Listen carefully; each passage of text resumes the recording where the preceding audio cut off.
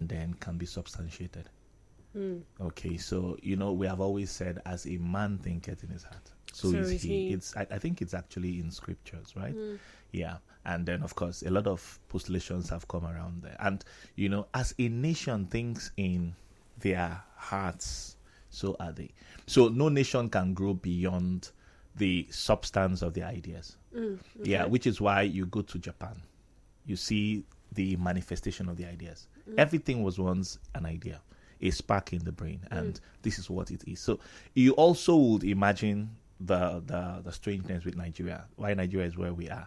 Okay, we've got ideas, but there hasn't really been the needed interest shown by the components that make up the idea faculty.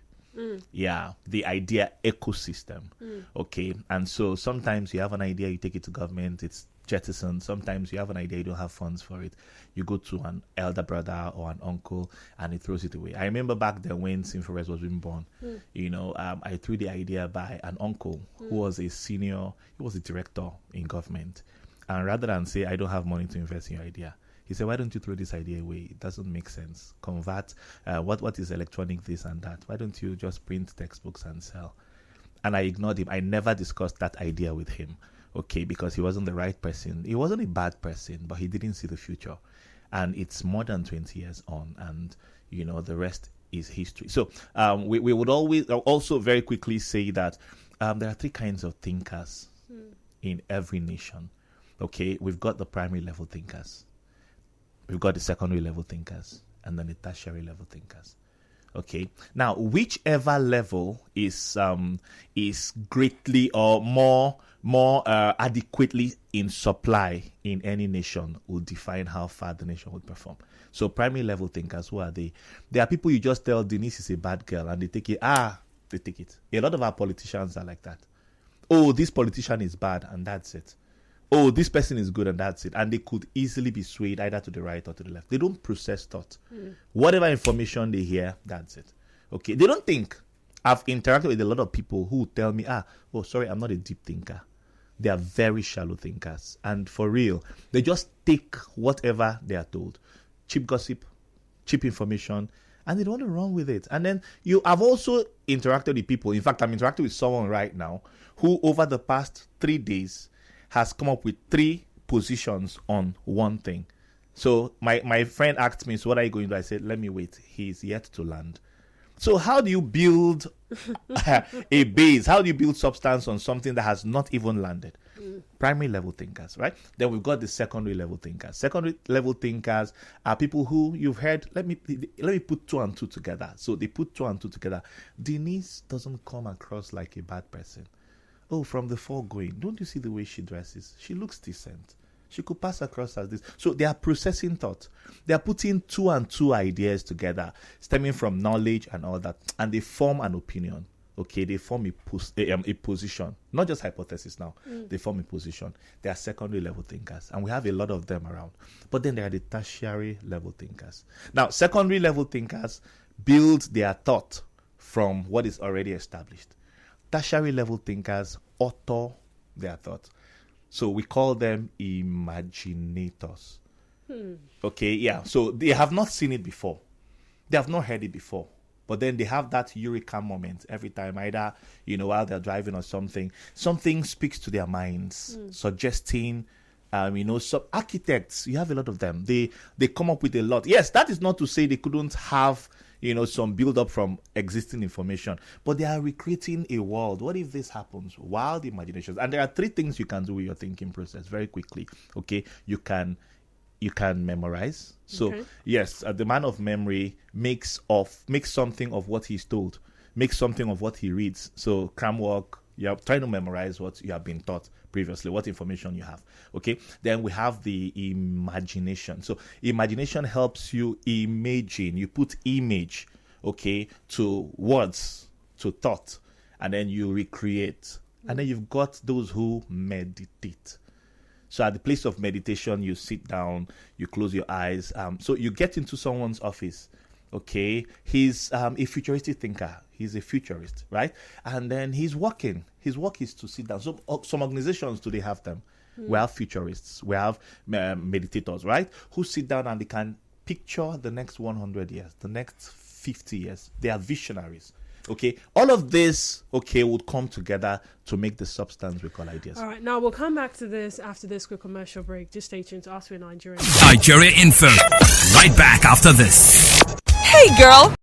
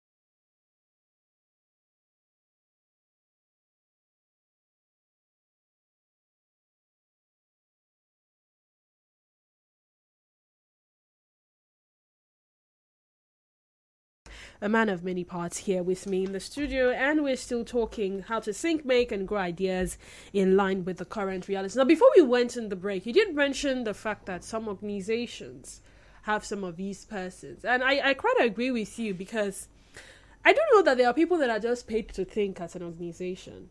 It's important. Yeah. And then some world powers, or would I say some climes, have think tanks in every sector that make up the economy.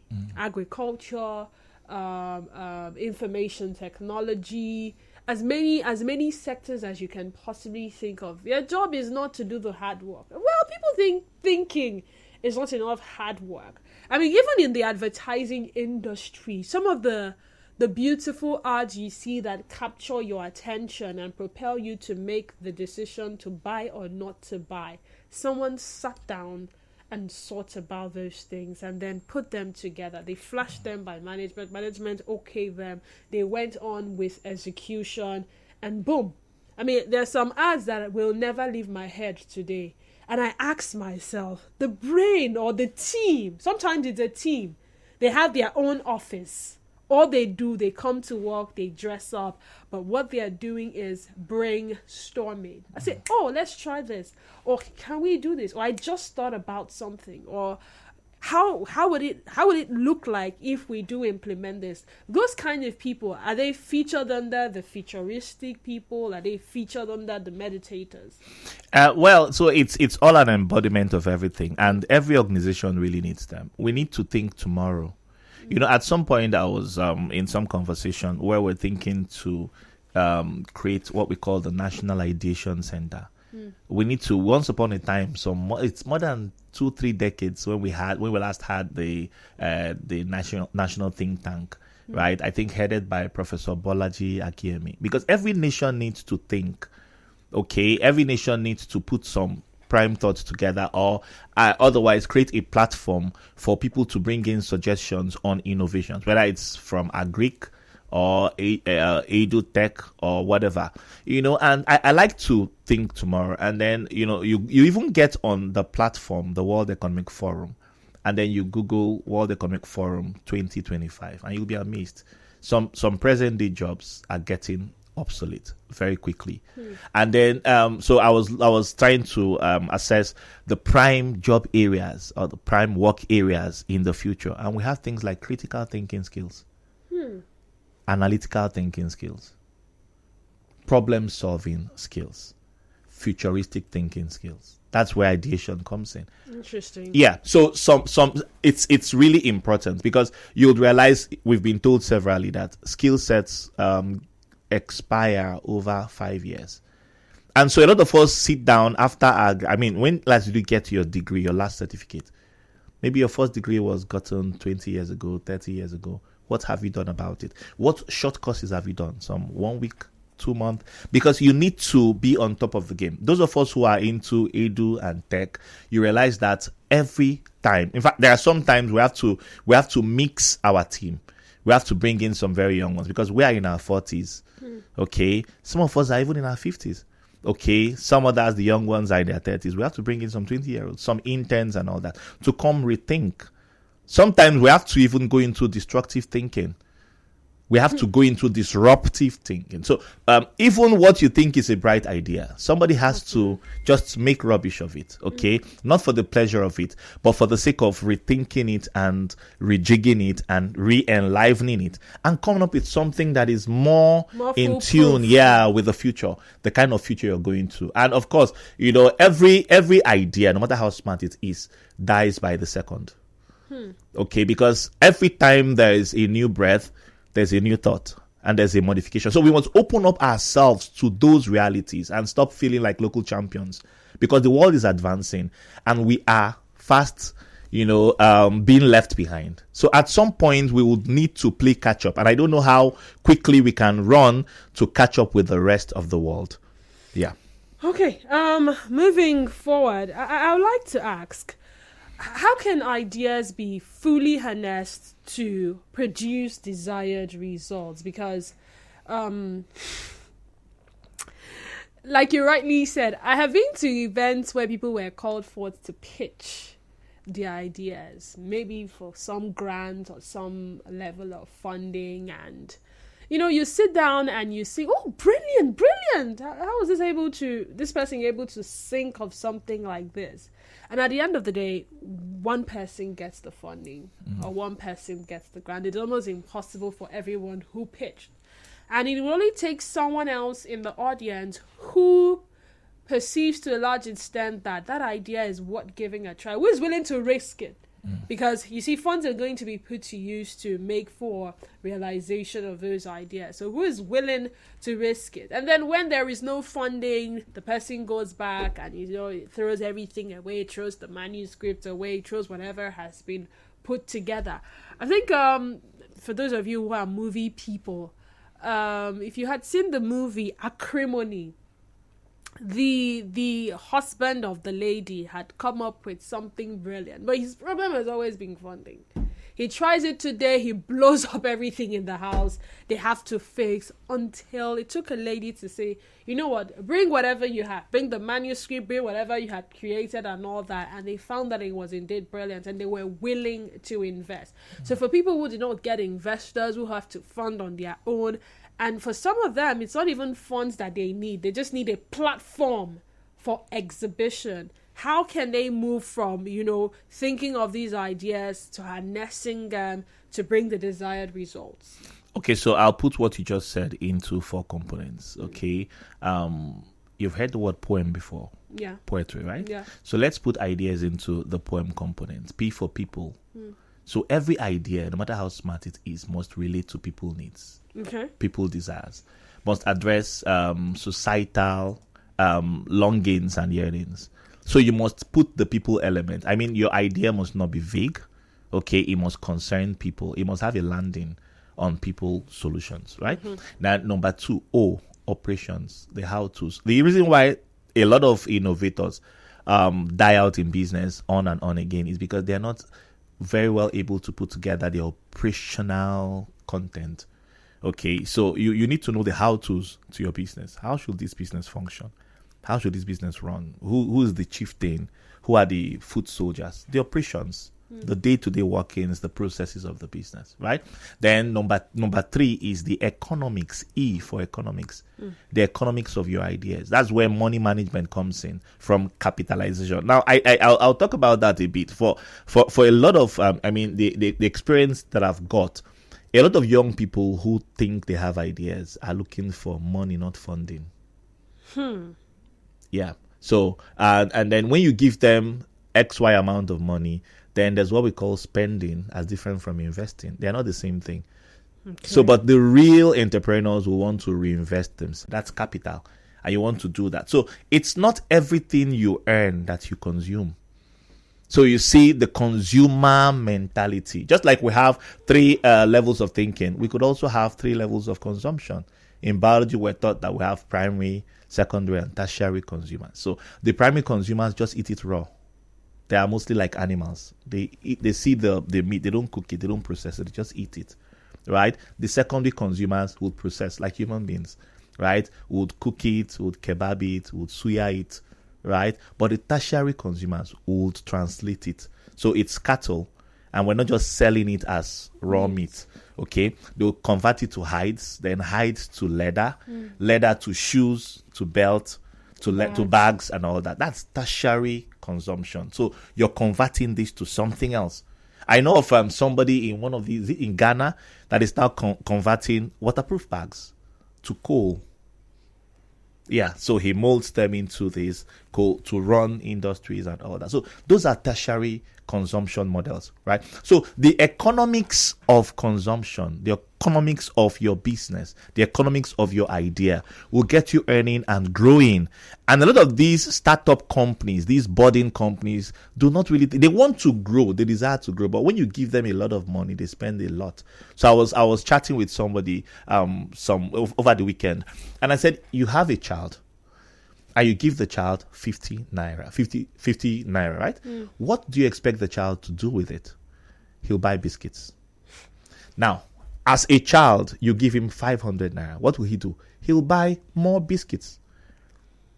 You give that child 50,000 naira. What will he do? He'll buy much more biscuits. You know why? Because he has not developed the brain around the economics of growth and investment. And then when that component of our existence is not properly developed, you realize that even some adults today, even people who get into government, just want to squander because they have not developed that ability to invest and grow. So the economics of business operations really matters. It's more than money. It's funding for investing and then for growth. Okay, and it's the embodiment of all of this that makes for societal capitalization and more funding and more development and more growth. Okay, so we have always yabbed our government. We say, oh, government in Africa would scarcely even invest. What they do is they sell the primary product, which is oil, for example, in Nigeria, and then they make money from oil and then they share. And then state governments only collect their own share. Local governments collect their own share. And whatever they do with it, you scarcely see governments recreate substance and value to grow their local economies. You scarcely see governments, when last did you have a local government council run an innovation exhibition or a trade fair? Okay, yeah, we're lucky in Port Harcourt because Port Harcourt is the economic hub of Rivers State. So you have all sorts, but it's not directly funded by the local council. Local council is not held responsible for most of what is going on. It's private sector driven. Port Harcourt Chamber of Commerce and all of that. Okay, so the economics of business or the economics of your idea will get you thinking value beyond your capital, thinking substance beyond your capital. And then the M is metamorphosis. So for poem, we have people, operations, economics, and metamorphosis. So metamorphosis will define how the business would grow from level to higher level. So you start as a sole proprietorship or a partnership, and then it grows to a limited liability company, and then a PLC. It grows from the mono-city, mono-situational, mono-operational base. Okay, and then you have multi-city businesses. Okay, you also have multi-territorial. So your business could be situated in one country, but then eventually it becomes transnational. So all of this will make for the metamorphosis, the process. So what level of play would you define for your own business? And that's what should determine, even at the beginning stage, you begin to see far into the future. Yeah. All right, at this point, I'd like to open the phone lines. I'm sure some of you have questions and some of you have possible contributions. 0817-923-0002, 0817-923-0003. WhatsApp and Telegram number is 0809-030-6416. How would you react to the habit of hoarding ideas by certain individuals? The ideas are brilliant, but then, no, don't want to share it with anybody. Yeah, you may not share with anybody because there are vision killers, but you must do something about it. If you have the funding, invest. Take the chance. I mean, the world is beautiful because of risk takers. Okay, someone once tried his hands out with coal on tar, and today you have coal tar, you have roads. Someone once tried himself out with calcium carbonate. That's the chemical name for cement, right? CaCO3, right? I hope I'm correct. I hope I still remember my chemistry. Yeah, and that's what we call cement, right? Okay, so on and on and on. So risk takers. Don't let me tell you about my experience at the Obudu Cattle Ranch. I decided to take the risk. So we went as a team. The organization went as a team. And I said I'll be the first person to ride on the cable car. And then guess what? This is Nigeria. Welcome to Nigeria. And then lightning struck. And then the cable car just stopped at the middle of nowhere. It was risky, but I can live to tell the story because I didn't die. But you need to know who got laughed at. My colleagues laughed me to scorn because, you know, at the Obudu Cattle Ranch, you have what they call the devil's elbow. It's a terrible bend. So you could drive up to the ranch, but you don't want to drive. So there are two risks. You choose the lesser risk. So between the cable car and then the cable car is almost like you're in some helicopter and you can look down, you can't see the bottom. So it had better not crash. And then you look up at it's held by some magnetic force. Okay, so it's not like it's hooking on the cable. It's just touching the cable by the laws of magnetism. So you don't realize all of that until you're in there and then it stops. There was power outage. And then it stopped at the middle of this. You know, it was fixed immediately. It was a fault. It was fixed, but it was a beautiful experience. But that was a risk. Someone had to take the risk to realize, hey, something is wrong. Let's go fix it. Okay, so we had to call the attention. And then my colleagues called the attention of the technicians and then they fixed it. But someone took the risk and it has remained a memory. Okay, I think this one is what is common to some persons. There's a very huge possibility that different people could possibly have the same idea. What then can give you an edge over the next person? I give you a practical example. Before now, we didn't have as much restaurants as we have now. Okay, fast food restaurants here and there. In fact, I take River State for example. In my time, only one restaurant was the restaurant. I don't know where that restaurant is today. I don't know if it's still in existence in any other state in Nigeria. But you see how people looked forward to going to that particular restaurant to eat. And they're like a monopoly. It seemed like they had hacked, all it takes to run a restaurant. 10 years down the line, 15 years down the line, they're nowhere. Now, do we have several other restaurants modeled in that particular pattern today? The answer is yes. Why would I eat at restaurant A or this fast food and not eat at this fast food? It may be hinged around things like, where is it located? What do they offer apart from food? And I think a lot of people are learning how to cook these days because with the current realities on the ground, who wants to go and spend thousands of naira eating a meal that can make food for the entire family? And then someone else thought, you know what? Yes, we're going to offer the same service his restaurant offer, but we're going to offer them something fresh, hinged around their specifications. So it's no longer just fried rice. We're going to have the fried rice prepared when they come. So they're getting it fresh. And they're going to tell us, do they want it spicy? Do they want it bland? Do they want it, somewhat hard? Do they want it very, very soft? It's still a restaurant. And another organization comes and say, okay, we want to have fast food. We want to have a la carte. We want to have people who want to, eat healthy. So we're giving a plethora of options to these people. Hey, it's still a restaurant, all right? So we all had the same ideas. We all had some of them will say it's passion. Passion is what you hear. I have the passion. Ask anybody why they want to do something. I have the passion. Always comes first. So beyond the ideas, beyond the passion, beyond similarities in the ideas that are, exhibited, what can give you the edge over the next person?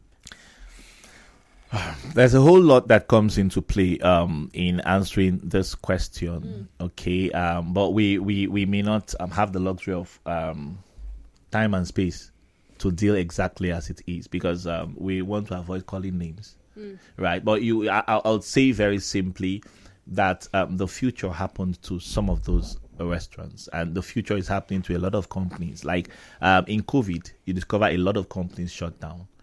Okay, because these were some companies that weren't in a hurry to innovate, to get into the scheme of things. So a lot of these companies didn't quite think tech as a thing.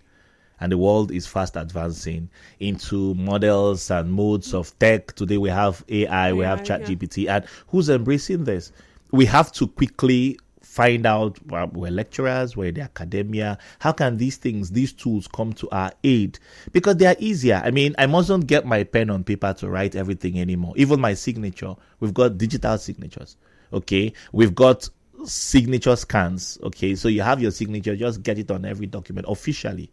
Okay, and sometimes, in some cases, in most cases, nobody would even know you were in there physically to sign it. You can sign documents from abroad and all that. So people have to step up. So I remember once in one of those restaurants you're talking about, I went there and I was asking them, can't I have a gidi? You're always selling, fast food, right? The pastries and stuff. Can't I? They weren't even selling pasta then. Can't I have a gidi? And even more. And we laughed at the man now said, in fact, no, don't worry, come next week. We're preparing to bring loy. And we laughed about it. Okay, he wasn't being sarcastic. He was just sharing in the thought. But guess what? Less than a year or two, another restaurant opened up, and they were now selling the moi and even some swallow, which was more in tune with our culture and what most people would want. And it was a bright idea. And today, which restaurant can exist without selling our local delicacies? Because we have the different kinds of rice. It's more homely now. We even have the other ones. Rice, banga rice. Yeah, we've even got the restaurants today that don't even do anything called pastry. Okay, they don't even do much of pasta. They do our local delicacies. Innovation. It's still food. Yeah, we have the point and kill cases. So people are innovating. So why can't I come here and just point what I want to eat? The size of goat I want to slaughter for my whole, the size of fish and all that. So ideation and innovation, people are rethinking, and that's why some restaurants, some businesses will naturally get into extinction. Because there's a book, I don't know if you've seen it, by Malcolm Gladwell. It's David and Goliath. He's telling the story about big brands versus small brands, and so sometimes big brands grow into mammoth proportions, and then they lack the flexibility, especially of decision making. So for a small company, you can walk into the CEO's office and make your suggestion known. For a larger corporation, then they're not even able to manage the processes. In the smaller corporation, you know everybody. Hey, Denise, how you doing? But in the larger corporation, you might even be arguing with your subordinate from another branch of your office at the airport. So it has grown. And a lot of people are not well able to manage big. And so their organization begins to die out, and death is not a one-day process. It dies out slowly, okay? While you have a lot of younger corporations springing up very fast, startup companies springing up, doing very well, okay? But then another thing is intention. A lot of the businesses have died out because the CEOs never intended to sustain their businesses, okay? Or the founders never intended. Their intention was to make some money and japa. So it was a bright idea. I can't wait to leave this country. And then they make as much money as they can. I think it's a wow idea. And then the next thing you hear that this business has folded up or they've been sold to somebody else. Or you just drive past the street, you discover that they are renovating. Somebody else has bought over. And you get into the storyline, you hear that the man has left the shores of the country because that was his original intention. He needed money. And he wanted to start out a bright idea. So the objectives should be known and detailed. And of course, even if I wanted to jackpot, there are processes I could put in place to sustain my business. So sustainability really counts. All right, a message here says, Podhackers, good afternoon, Denise and Kelechi. No, it's Ikechi, not Kelechi. They've renamed you. One of our greatest misfortunes in this environment is that the managers of our government are primary level thinkers. In their apparent pettiness, they hear a story from one side and without probing the veracity of allegations, go ahead and crucify. We need to begin to reason We need to begin to reason more profoundly before making decisions and taking action. Thanks. Abu Karibo send that in. Someone says, good afternoon, Denise and the guests. If Nigerians are cultivating ideas, they would have been able to use their brains 5 minutes or 6 minutes or so in the way that everybody listening to this conversation will understand. What ideas can we begin to think of in line with the current realities? Well, I don't put ideas into people's minds, but then the best way to think ideas is in line with problems, challenges. Yeah, so ideators should find a way to solve problems, including our political problems. Whatever food problems. I mean, we need to think about how to improve on our techniques, farming techniques. Okay, herdsmen, farmer crisis. What best can we do? Okay, like I remember I was sharing in the program, the experience in about, some years back, a Chinese brand wanted to invest as much as $1.5 billion, okay, into shoe manufacturing in Aba. Okay, I don't know where that idea has gone to. I read it in the dailies. I don't know if they made good that idea, that thought, and then I began to think that was the peak of the farmer herder crisis in Nigeria.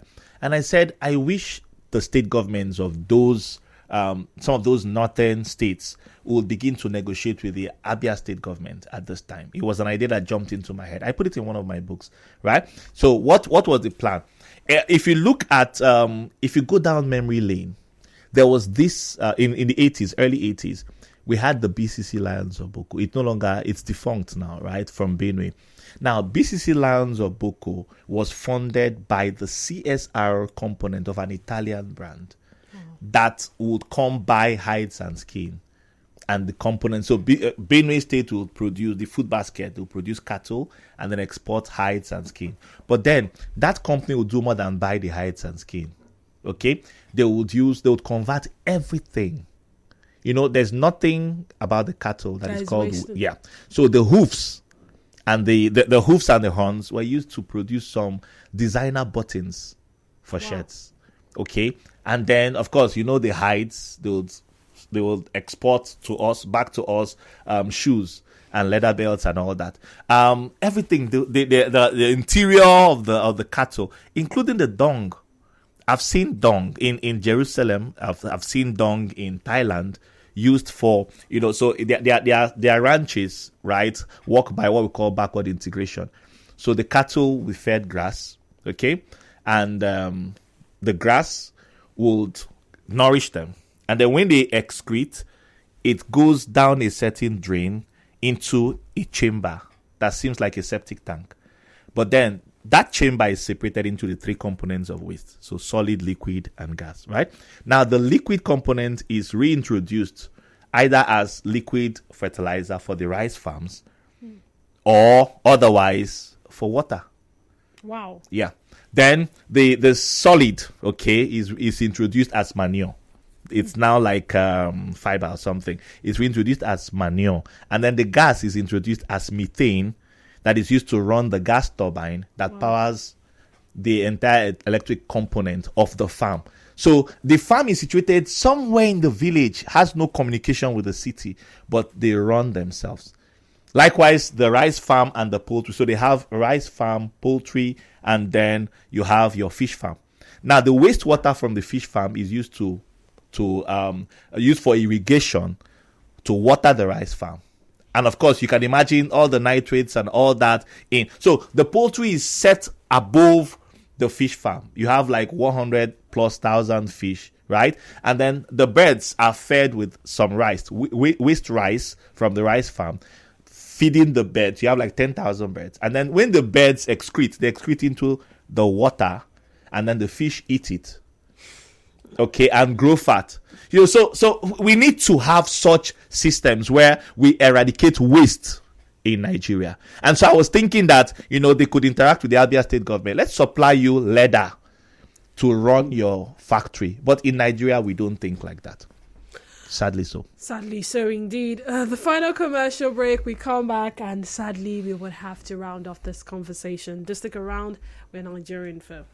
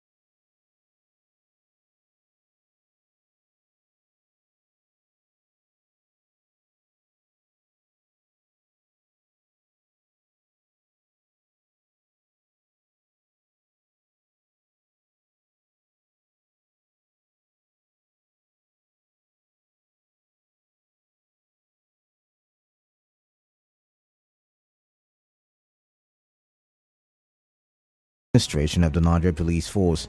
The council is made up of state governors, the chairman of the Police Service Commission, and the Inspector General of Police.